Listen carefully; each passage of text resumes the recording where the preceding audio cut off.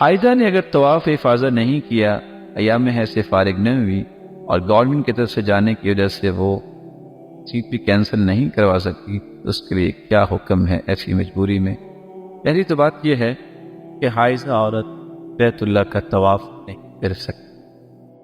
یہ گنجائش اس کے لیے ہے کہ اگر وہ آخری دن ہی فارغ ہو جائے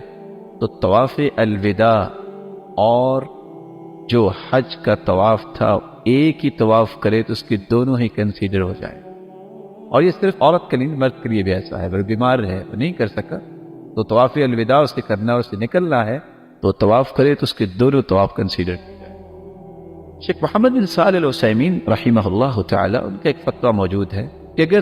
سارے راستے بند ہو جائیں کہ نہ وہ سیٹ کینسل ہو سکتی ہے نہ اس کا ویزا ہے، تو پھر وہ اللہ تتلوث، پھر وہ اپنے آپ کو، اگر وہ اس طرح کی کیفیت میں ہے تو اپنے آپ کو اچھے طریقے سے پاک صاف کر کے وہ طواف کر سکتی ہے، جبکہ اس کے بارے میں کوئی حدیث نہیں۔ اور جب حدیث نہیں ہے اور اس کے لیے دوسرے سال آنا بھی مشکل ہے